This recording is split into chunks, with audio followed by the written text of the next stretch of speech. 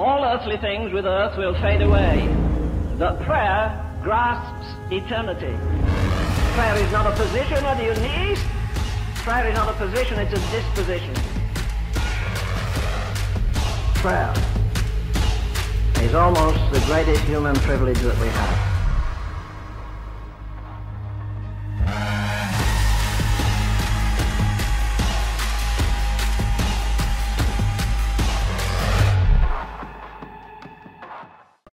Bon dimanche, vous allez bien? Yes, content de vous voir. Bienvenue. Carl l'a déjà fait, mais bienvenue si vous êtes sur place ou en ligne. Je suis content de passer ce moment-là avec vous. On veut honorer votre temps, déjà qu'on puisse passer ce temps ensemble pour écouter qu'est-ce que Dieu a à dire, découvrir Jésus-Christ. Qui que vous soyez déjà croyant ou que vous soyez en train de chercher à le découvrir, on est content de pouvoir passer ce temps-là avec vous puis pouvoir vous parler justement des prières de la Bible qui, ultimement, pointent toutes à Jésus. On parle d'une prière ce matin, c'est une des prières que j'aime beaucoup. J'ai déjà eu l'occasion de vous l'apporter il y a quelques années. Et c'est possiblement la plus petite prière qu'on va avoir dans la Bible, pas juste pendant la série. Au cours de la série, là, dans les prochaines semaines, on va avoir des prières qui ont des plus longs textes, un petit peu comme, par exemple, prière de Daniel, une prière de David, par exemple, prière de Anne. Donc, c'est toutes des prières qui ont du contenu beaucoup. Mais la toute petite prière qu'on voit aujourd'hui, c'est 2 versets. Vous pourriez quasiment les apprendre par cœur si vous voulez. Mais 2 petits versets qu'on va lire déjà d'emblée. Puis après ça, on va regarder qu'est-ce que Dieu a à nous dire à travers cette prière-là plus spécifiquement. C'est dans 1 Chronique, au chapitre 4, c'est les versets 9 et 10. Je sais que plusieurs d'entre nous, si on a nos Bibles papier, chercher 1 Chronique, ça se peut qu'on cherche longtemps. C'est où dans ça? C'est dans le début de votre Bible. Mais sinon, vous allez avoir le texte juste en haut de moi. Donc, ça va comme suit.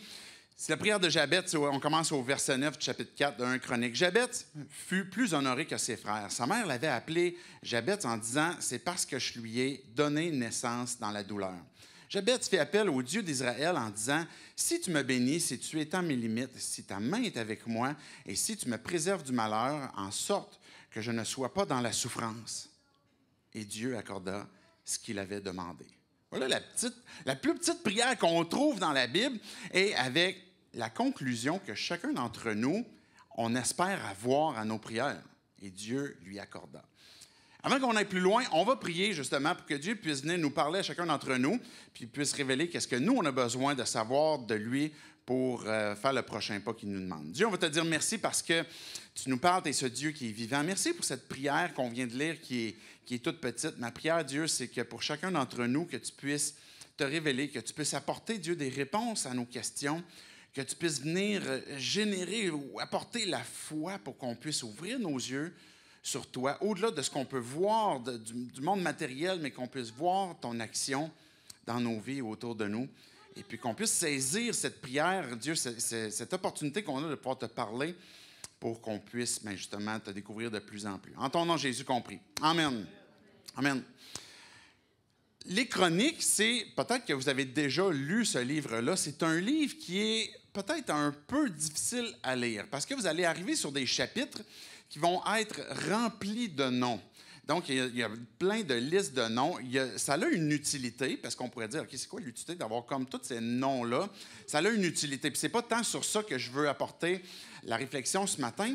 Mais ce que je trouve intéressant, c'est qu'à travers les chroniques, à travers ces listes de noms, on a à un moment donné des petites perles, comme ce qu'on vient de lire, qui nous sont laissées à travers des généalogies, puis que Dieu a voulu nous laisser pour qu'on puisse découvrir qu'est-ce qu'il y a à nous dire, qu'est-ce qu'on peut découvrir, par exemple, de la prière.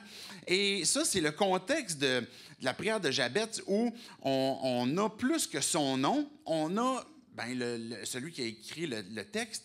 Il semblerait que la vie de Jabez a frappé ses contemporains pour qu'on fasse référence à la prière qu'il a demandé, puis que Dieu lui avait accordé. J'ai appelé le titre du discours, en fonction justement de cette prière-là, « Prie pour briser les chaînes ». Je ne sais pas si pour toi, quand tu entends cette expression-là, qu'est-ce que ça évoque?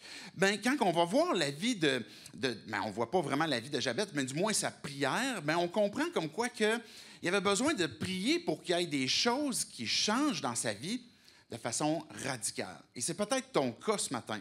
Peut-être que tu es venu, tu as des éléments dans ta vie où ce que tu dis, là, j'aimerais voir comment est-ce que Dieu va pouvoir apporter une délivrance. Là. Il va pouvoir apporter une liberté sur un aspect de ma vie que je n'ai pas encore pu expérimenter, que je n'ai pas pu goûter, puis que tu aimerais que ce lien-là, ce qui t'enchaîne, ce qui t'empêche peut-être d'aller au-delà, bien, qu'il puisse être brisé. Regardez, je vais recommencer le verset 9 pour qu'on puisse comprendre c'est quoi cet élément-là de limite ou de chaîne que, par exemple, Jabez avait. Au verset 9, ça dit « Jabez fut plus honoré que ses frères ». Il faut comprendre que dans le contexte, souvent comme ça, dans des textes hébreux, ben, des fois, on commence par la conclusion. La phrase du début est un peu comme l'état de « voici comment on pourrait résumer la fin de la vie de Jabez. Il a été plus honoré que ses frères ». Mais quand on poursuit la lecture, on comprend que ça n'a pas toujours été le cas. Il va dire, sa mère l'avait appelé Jabez en disant, c'est parce que je lui ai donné naissance dans la douleur. Jabez, la sonorité de ce mot-là, littéralement, là, ça sonne comme justement les souffrances, les douleurs. Imaginez que vous accouchez d'un enfant, puis là, vous l'appelez comme souffrance. Et toute sa vie, lui, il va aller à la garderie, puis là, « Hey, souffrance, viens ici, j'ai besoin de te parler. Hey, douleur. Et puis, arrête de faire mal à tes amis, douleur ou souffrance. » Et puis, là, il arrive à l'école primaire, puis on l'appelle encore, ben, « Hey, souffrance. » Et ça lui colle à la peau comme ça pendant des années, depuis sa naissance, en fait, puis il a été un peu stigmatisé par, justement, cette connotation-là de souffrance qu'il avait laissée à sa mère au tout début. Dans notre époque, pour nous, les noms, il y a quand même du sens. Des fois, on va choisir un nom plus en fonction de « Ah, tu sais, je trouve que ça sonne bien, tu sais, avec sa face. » Moi, je me souviens, j'ai un de mes garçons, là, je pense qu'il est ici, justement, il s'appelait Jacob, mais je nommerai pas son nom. Et puis, mais avant qu'on l'appelle Jacob, là, de mémoire, là, je pense qu'on avait en tête comme Zacharie ou une patente de même, là, un William. Et puis là, quand on y avait à la face, il n'y avait pas la face d'un Zacharie, il y avait la face d'un... On se dit, il y a une face de Jacob. Et on l'a appelé Jacob. Mais quand on choisit des noms pour nos enfants à notre époque aujourd'hui, ça va être plus en fonction de la sonorité que vraiment la signification qu'il y a derrière le nom. Peut-être ça pourrait arriver à l'occasion, dépendamment de certaines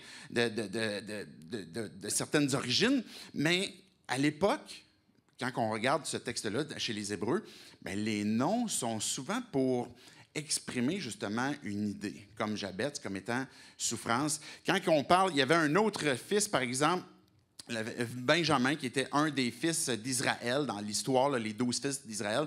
Il y en a un qui était Benjamin, mais avant d'être appelé Benjamin, il s'appelait Ben-Onin, qui était le fils de ma douleur. C'est un peu cette même idée, parce que sa mère l'avait accouché avec souffrance, et son père, plus tard, a changé son nom pour dire « Tu seras Benjamin, fils de ma main droite ».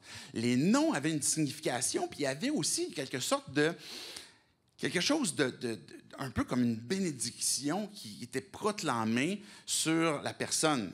Quand on parle, mettons, je donne d'autres exemples, Josué, ben c'est celui qui délivre. Yeshua, par exemple, Josué, qui est aussi le nom de Jésus, ben ça donne du sens du pourquoi est-ce qu'on a appelé Jésus, celui qui allait délivrer, comme Josué, celui qui amenait le peuple d'Israël, finalement, en terre promise. Élie, qui veut dire « mon Dieu », ou David, qui veut dire « bien-aimé ».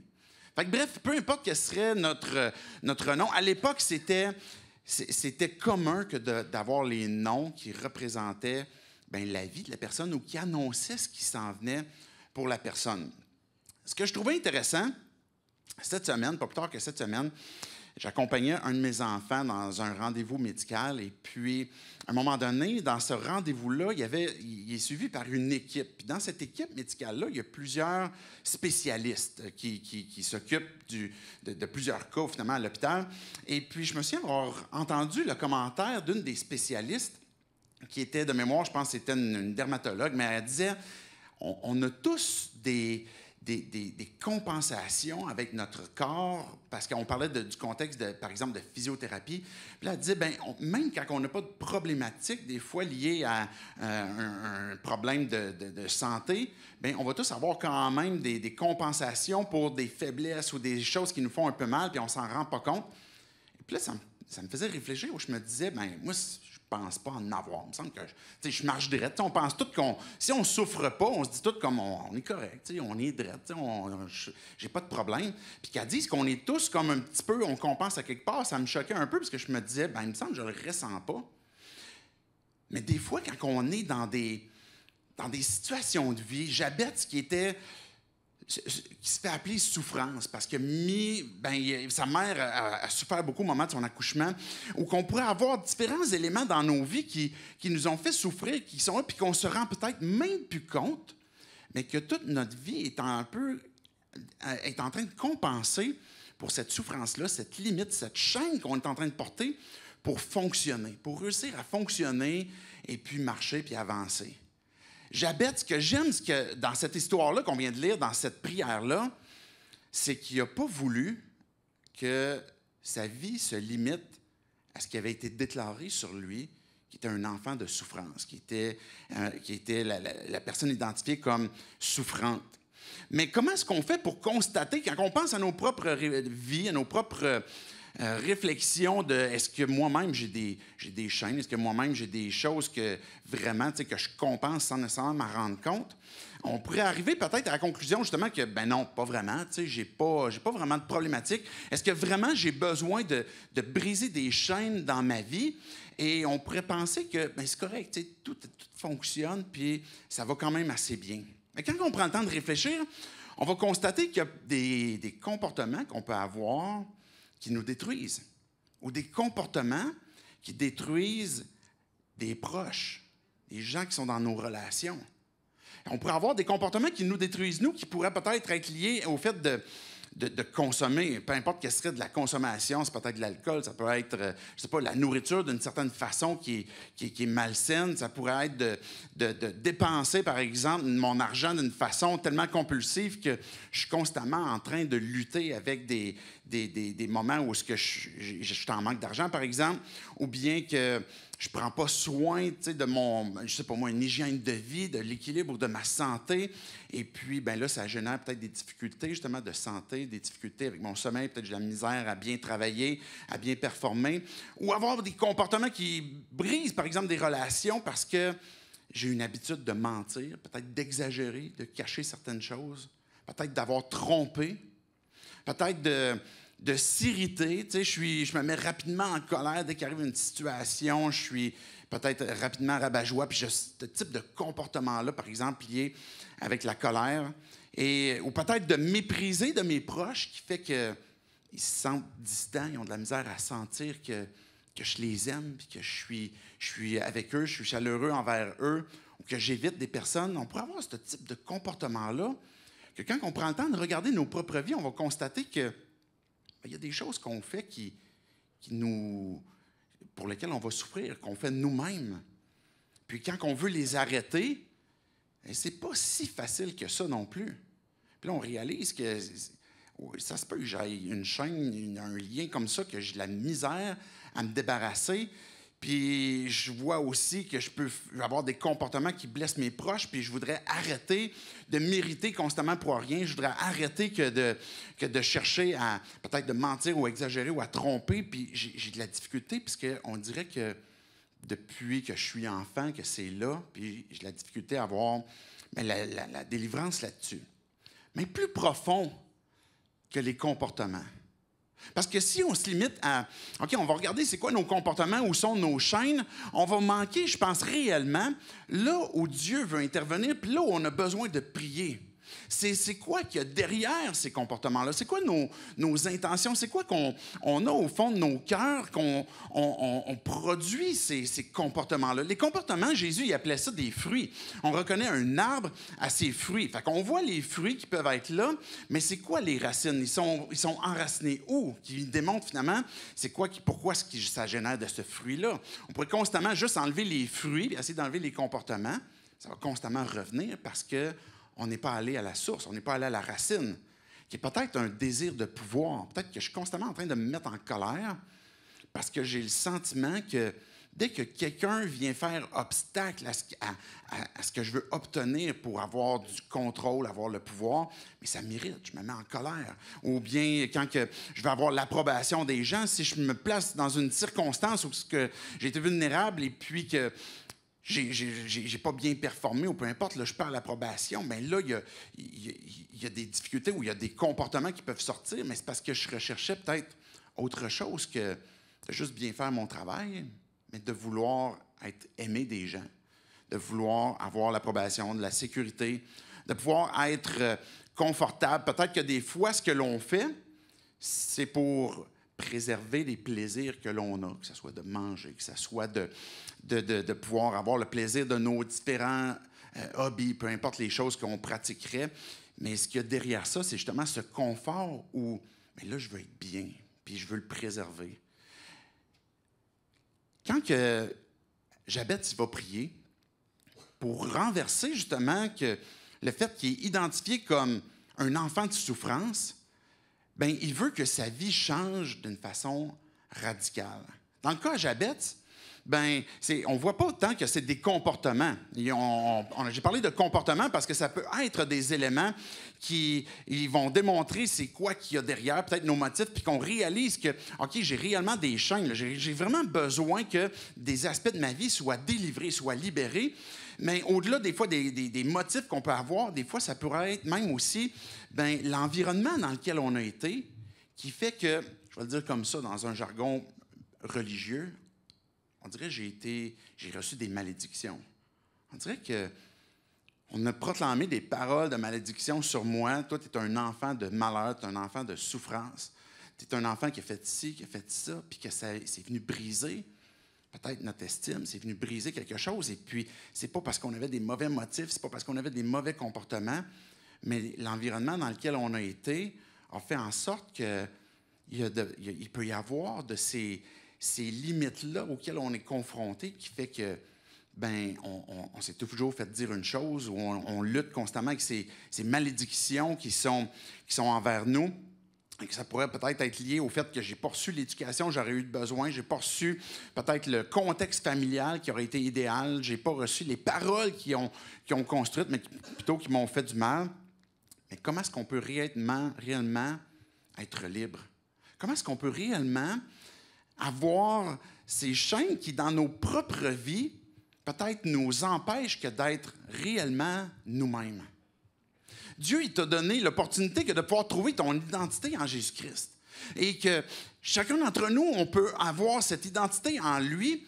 Puis cette identité-là, en lui, ne veut pas dire qu'on est tous pareils, on a tous le même comportement, on a tous la même attitude, on a tous la même façon de voir la vie.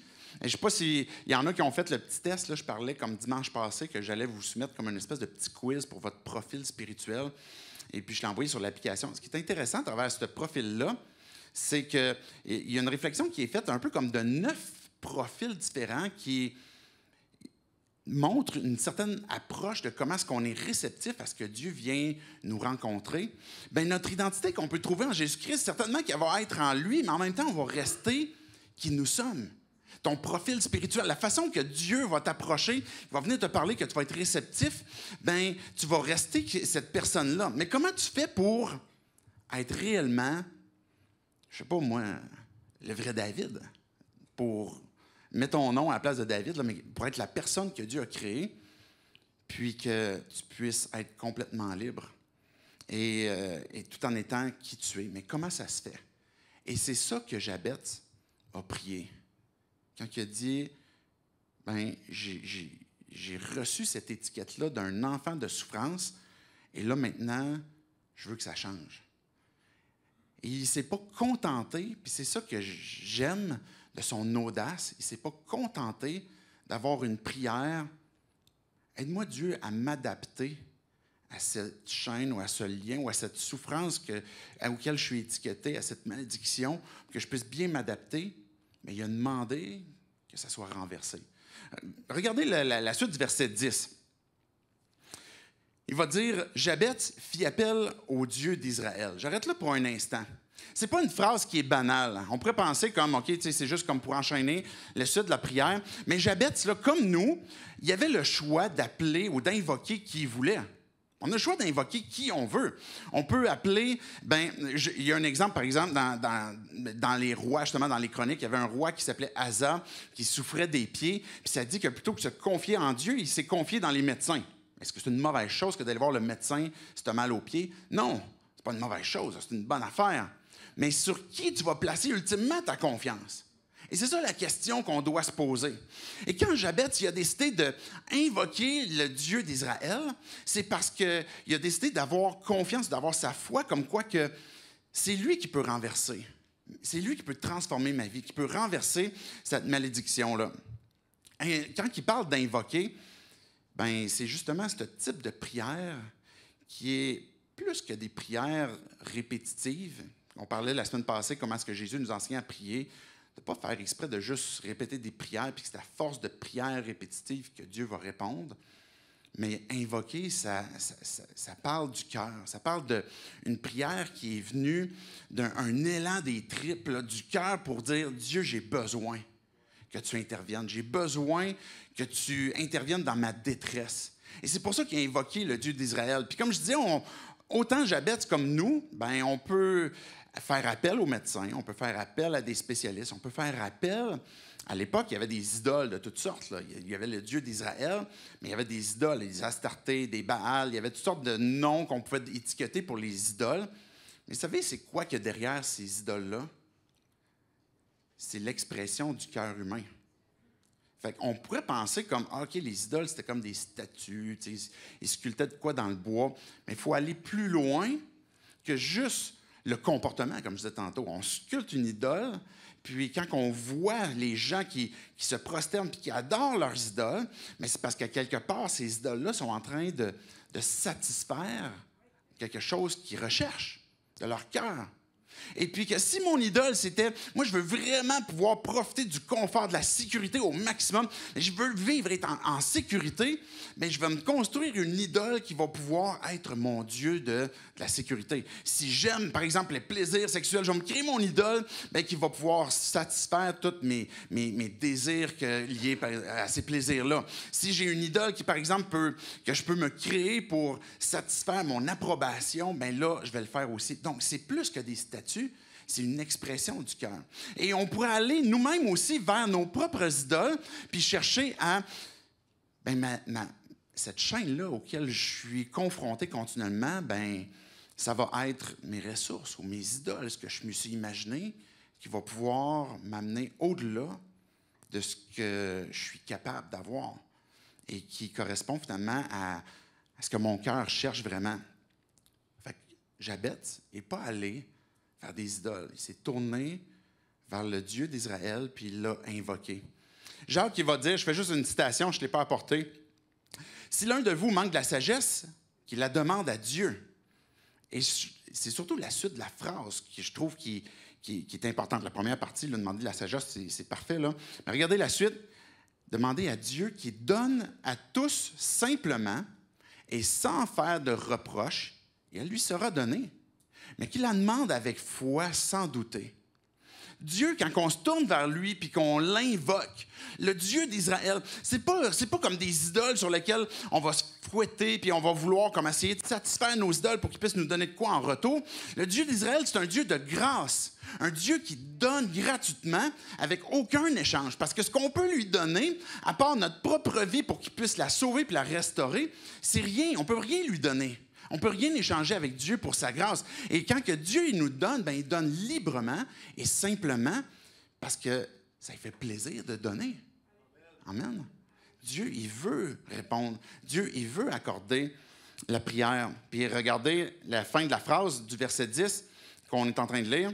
« Et Dieu accorda ce qu'il avait demandé. » Dieu a accordé à Jabez ce qu'il avait demandé. Pourquoi? Je disais tantôt, je ne sais pas si vous avez écouté notre café glacé. C'est quand même cool là, ce matin. Je trouve ça bon. C'est bon. Je poursuis. Là, je suis en train de perdre mes idées. Dieu a accordé à Jabez ce qu'il avait demandé. Mais pas parce que Jabez avait fait comme toutes sortes de trucs pour gagner la faveur de Dieu. C'était pas une question d'étoiles filantes, comme on avait mentionné dans un discours passé, que là, tu fais un vœu, puis là, oups, tu sais, ça va être accordé finalement. Ou c'est parce qu'il y a une intensité. Là, tu pries, puis là, tu dis, OK, je ne vais pas avoir des paroles répétitives, mais là, je vais m'assurer de mettre de l'intensité dans les mots que je vais dire, puis dans les phrases que je vais faire, puis je vais m'assurer de monter ça en crescendo, puis parler à Dieu.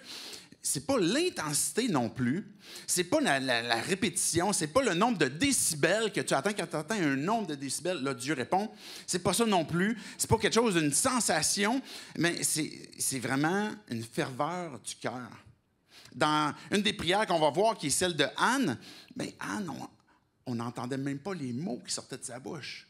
On entendait à peine des balbutiements. Puis la personne qui la voyait au loin, elle s'est dit, comme elle est saoule, comme elle fait juste comme cuver son vin. Non, elle priait. C'était une ferveur du cœur. C'est comme le Père qui vient à Jésus, puis il le supplie, puis il est en train de l'invoquer. Viens au secours de mon incrédulité, puis délivre mon enfant du démon qui est en train de lui faire du mal. Bien, c'est le Père qui est en train de lui demander avec une ferveur du cœur. Et comme le gars dans la parabole de Jésus qui dit, bien, celui qui est exaucé. Jésus va parler d'une parabole. Il y a un gars qui vient debout puis qui prie devant tout le monde et puis tout le monde entend sa prière puis toutes ses phrases sont bien structurées puis c'est beaucoup, tu sais, c'est très, très, c'est beaucoup de tape à l'œil. Et puis il va raconter aussi l'autre qui est à genoux puis qui se frappe la poitrine puis qui est en train de dire, Dieu, je ne mérite pas, puis il est en train de confesser. Mais Jésus, il dit, c'est cette personne-là qui a reçu la part de Dieu parce qu'il y a quelque chose qui, dans son cœur, est en train de se passer face à Dieu. Pas pour recevoir la récompense face aux hommes parce que là, j'ai performé quelque chose, mais parce que j'ai parlé à Dieu. Et c'est ça que Jabez a fait. C'est la raison pour laquelle Dieu t'a laissé cette petite perle de prière dans les chroniques. C'est pour que tu saches que tu peux l'invoquer, que tu peux lui parler, et puis que Dieu veut répondre aussi. Mais pourquoi se priver? Pourquoi est-ce qu'on se prive? Pourquoi est-ce qu'on ne demande pas? Puis je ramène cette question-là continuellement à travers la série, parce que souvent, on va se priver de la prière. Parce qu'on va croire peut-être certaines choses, mais Dieu peut-être qu'il n'écoute pas. Ou il y a des gens qui sont pires que moi autour de moi, fait qu'ils ont plus besoin, fait que Dieu va répondre à eux, puis moi, ben, je vais attendre parce que dans le fond, c'est peut-être pas si grand que ça. Puis on va se priver de demander à Dieu, parce qu'on va limiter Dieu à nos limites. Peut-être que c'est parce qu'on va être découragé de l'impossibilité humaine. On est face à des limites, on est face à des chaînes, on est face à des constats, puis on se prive de demander avec audace, on se prive de demander avec grandeur que Dieu intervienne dans nos vies parce qu'on est impressionné de par les limites terrestres. C'est peut-être une des raisons pour lesquelles on va se priver. Ou bien parce qu'on pense que Dieu va nous faire des reproches. Mais comme on vient de lire dans Jacques, Dieu, il est sans reproche. Il aime donner. Il veut intervenir dans nos vies. Fait que oui, on en a des chaînes. Oui, Dieu, il veut qu'on s'approche de lui pour qu'on puisse l'invoquer. Mais qu'est-ce que Jabez a demandé? Qu'est-ce que Jabez a dit à Dieu? Et c'est la suite de la phrase qu'on va voir. Je fais juste une petite citation avant qu'on aille plus loin. Quelqu'un a dit, il est important de noter que la Bible elle-même met l'accent sur la prière de Jabez, sa foi audacieuse et la réponse positive de Dieu à sa demande. Cette brève mention souligne l'importance de la prière et de la confiance en Dieu plutôt que de fournir des détails biographiques approfondis sur Jabez lui-même. Je trouvais ça vraiment pertinent parce qu'on pourrait manquer peut-être un peu l'impact que Dieu a voulu faire, puis se poser la question, OK, c'est quoi que Jabez a fait, puis qu'on s'intéresse beaucoup à la vie de Jabez. En fait, là, on ne sait rien. On ne sait rien de lui. Puis ça, je trouve ça tout le temps cool dans la Bible, quand on a un personnage qui arrive, puis comme il vient juste s'introduire là, il vient participer au plan de Dieu, puis après ça, on n'entend plus parler de lui. Bien, ça nous remonte à quelques années. Là, on a fait une série déjà, les nobody de la Bible. Bien, Dieu, il nous utilise des nobody. Puis Jabez, c'est un nobody. On ne sait pas d'où il vient, on ne sait pas où en fait, on sait qu'il était plus honoré que ses frères, puis on sait que ça, c'est la fin de sa vie, puis le début de sa vie, c'est comme, il a fait souffrir sa mère en arrivant, il s'est fait appeler Jabez.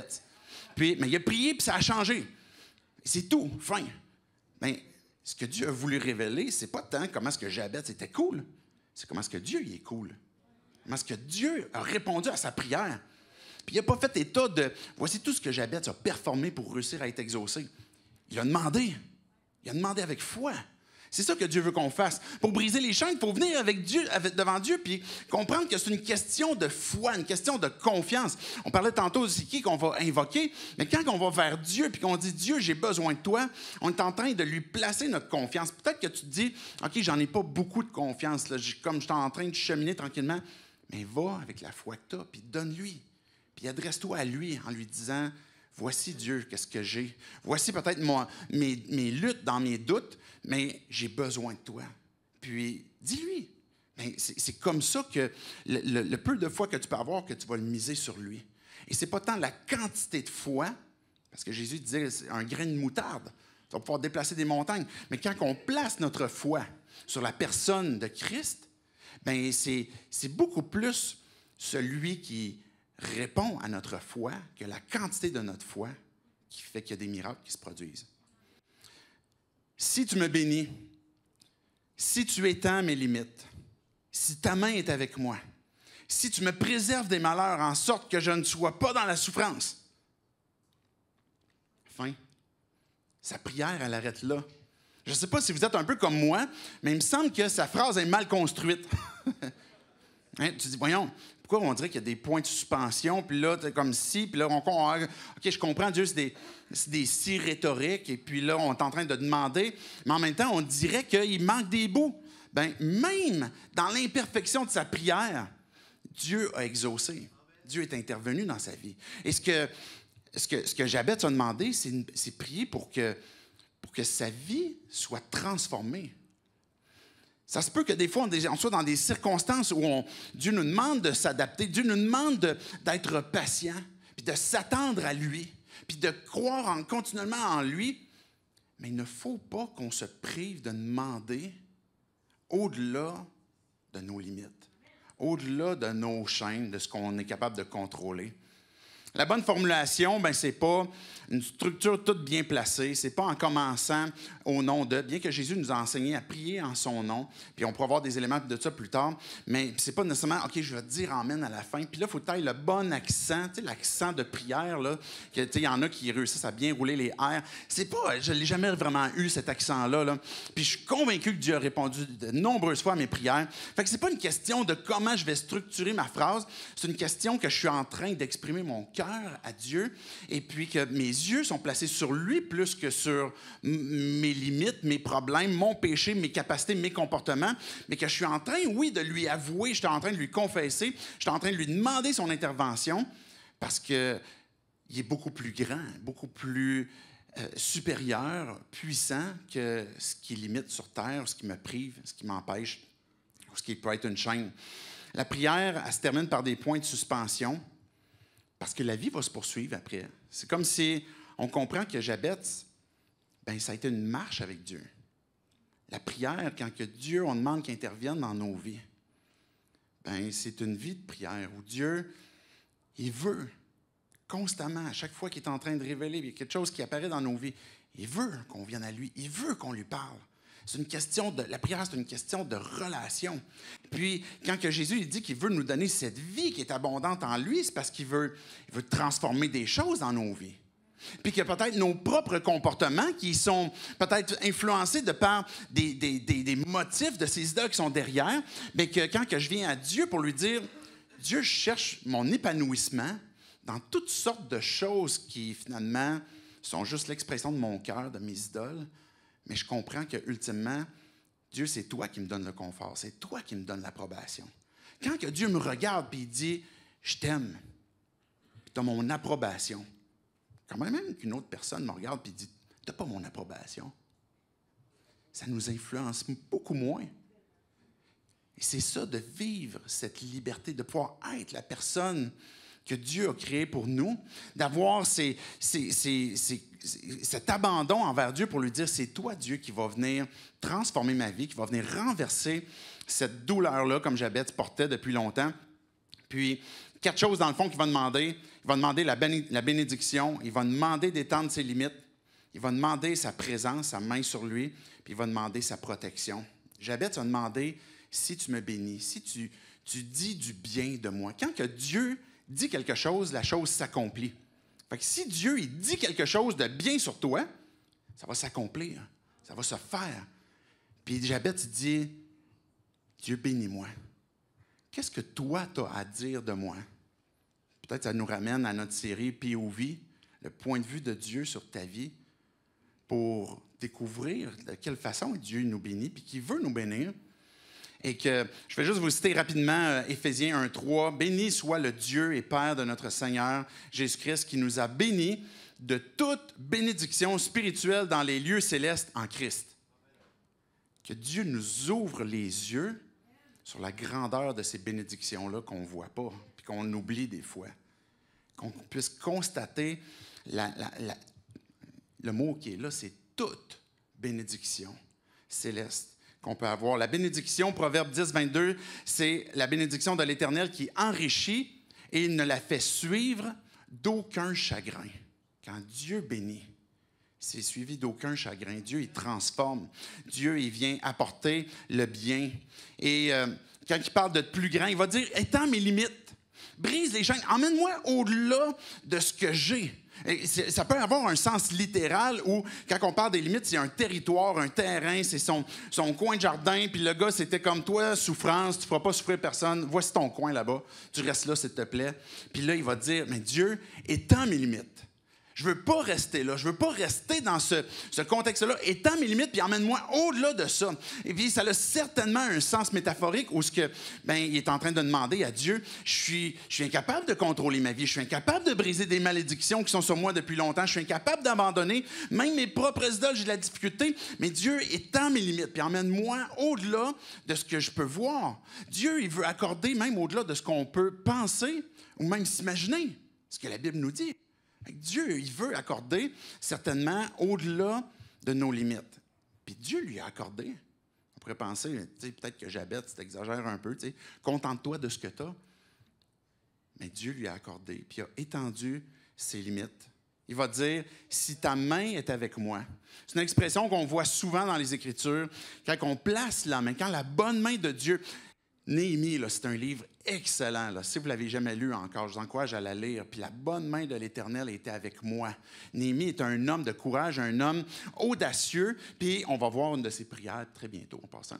Puis quand que Néhémie a prié, Dieu est intervenu. On voit constamment qu'il fait référence à la bonne main de notre Dieu qui était sur nous. Quand la main de Dieu est sur toi, il y a cette bénédiction, ça invoque aussi la protection, mais aussi cette idée comme quoi que tu es en sécurité, tu es dans sa présence, et puis il est en train de demander, Dieu, que ta main soit avec moi, que tu puisses être au-devant de moi, puis que tu puisses me préserver de ce qui s'en vient. Psaume 139 va dire, tu m'entoures par derrière, par devant, et tu mets ta main sur moi.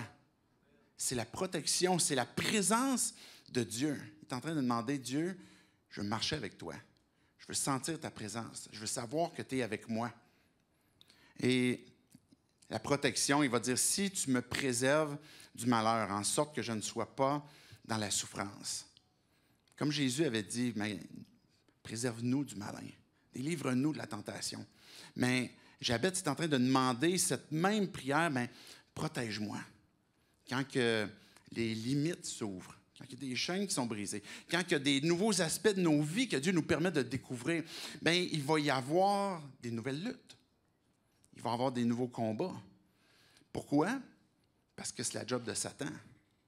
Jésus était tenté dans le désert pendant 40 jours. Puis la fin de ce texte-là, quand on voit que Jésus, la fin de cet épisode-là de tentation dans le désert, le dernier verset, ça dit que Satan a quitté, puis il a laissé Jésus jusqu'à la prochaine occasion favorable. Il est revenu constamment à la charge. Fait qu'à un moment donné, il va revenir avec des accusations. Hey, t'es-tu sûr que tu mérites ça? T'es-tu sûr que Dieu a vraiment fait ça? Puis semer le doute, puis semer justement des accusations. Puis Jabez, il va prier déjà d'avance. Protège-moi. Garde mon cœur. Garde-moi près de toi, en sorte que je ne revienne pas en arrière. Que ce que j'ai découvert en toi, mais je puisse le vivre, et puis que mon confort précédent dans lequel je m'étais habitué de rester, que je ne vais pas y revenir, mais que je vais continuer d'avancer avec ce que tu veux que ce que tu es en train de diriger pour ma vie. Je vais inviter les musiciens à s'avancer. Jésus est l'ultime réponse à tout ça. Jésus est celui qui, en venant, a accompli ce qui était nécessaire pour qu'on soit restauré avec lui, pour qu'on soit réconcilié avec lui. C'est celui qui permet que la bénédiction soit apportée, que la malédiction est brisée. La parole nous dit qu'à la croix, toute malédiction a été renversée. Qu'il n'y a plus de malédiction qui pèse contre toi. Que l'acte qui te condamnait à cause du mal que tu faisais, peut-être à cause de tes idoles, peut-être à cause du péché, a été aboli à la croix. Mais pour ça, il faut invoquer Dieu. Dire, Dieu, je veux que toute malédiction soit brisée à cause de toi, Jésus. Parce que je veux que tu viennes faire de moi ton enfant. Je veux être ton disciple. Il y a une décision qui doit se prendre. C'est plus que d'adhérer à des enseignements de Jésus. C'est plus que de dire, je veux croire des choses qu'il a dit. Il est l'accomplissement de toute malédiction brisée, puis de toute bénédiction accomplie, étant lui-même la plus grande des bénédictions qu'on peut obtenir. Mais pour ça, il faut qu'il y ait à un moment donné un point où je m'arrête puis je me dise, Dieu, ma plus grande chaîne, c'est que je suis séparé de toi. Ma plus grande chaîne, c'est que je suis contre toi. Puis je reconnais que j'ai plein de comportements qui sont générés de par mon cœur. Puis j'ai besoin que tu brises cette chaîne-là. Dieu, il vient pour nous réconcilier. Il nous a donné son Fils, Jésus, pour ça. Il est celui qui, quand tu as placé ta foi en lui, mais que tu peux venir continuellement à lui pour lui dire, Dieu, j'ai encore des choses dans ma vie. J'ai encore des péchés, il y a encore des choses, mais j'ai besoin que tu me laves les pieds. J'ai besoin que tu puisses venir briser cette chaîne-là. Et encore une fois, j'ai besoin de lui dire, de lui confesser peut-être mes moyens de compensation, puis de lui dire, c'est toi que j'invoque. C'est toi que mon cœur invoque. C'est de toi, c'est par toi que je vais être sauvé, que je vais être transformé. C'est celui qui est dans tes limites. Celui qui, quand Jésus est venu, qui a guéri les aveugles, qui a rendu la parole aux muets, qui a ressuscité les morts, il est en train de montrer dans un monde physique qui est capable d'aller bien au-delà des limites terrestres. Pour nous illustrer comme quoi il est celui qui nous a été donné pour que nos cœurs puissent être complètement libérés et délivrés, et puis qu'on puisse obtenir une vie abondante en lui parce qu'on lui fait confiance. Il a montré continuellement qu'il est celui qui étend nos limites, qui est celui qui tend la main. Jésus est celui qui est la réponse ultime pour nous tendre la main, pour te tendre la main encore et encore. Mais on a vu aussi Jésus comme étant celui qui touche, qui place la main sur des gens qui ne le méritaient pas, sur des gens que personne ne touchait. Puis encore là, il est en train de montrer, je veux mettre ma main avec toi. Je veux que ma présence soit avec toi. Je veux t'accompagner. C'est la raison pour laquelle il imposait les mains. C'est oui, pour montrer un symbolisme, mais pour montrer comme quoi que je suis là, puis je suis présent, puis je peux faire beaucoup plus que ce qui est en train de se vivre comme miracle présentement qu'on voit. Celui qui te garde du mal constamment. Celui qui marche encore avec toi. J'aimerais qu'on prie. On peut fermer nos yeux, baisser nos têtes. Qu'on prenne quelques secondes. Avant de prier, je veux juste qu'on prenne quelques secondes pour vous donner l'occasion d'écouter ce que l'Esprit est en train de vous dire.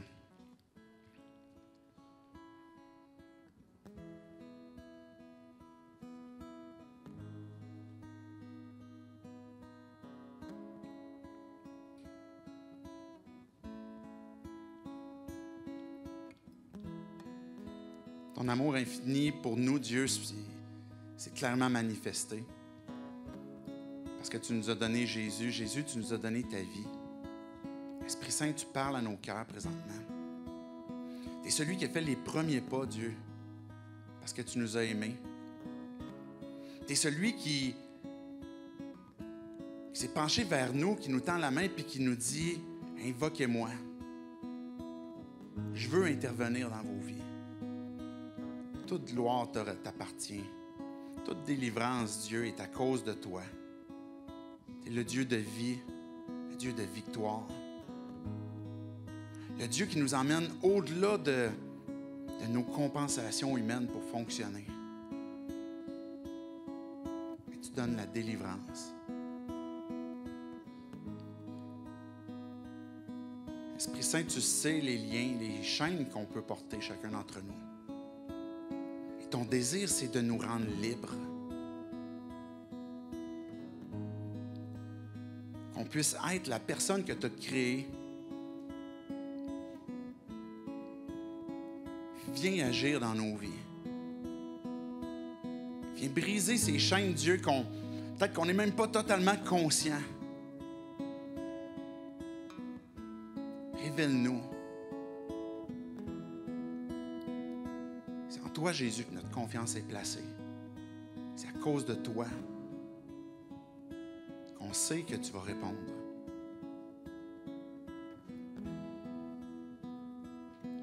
Viens apporter ta bénédiction.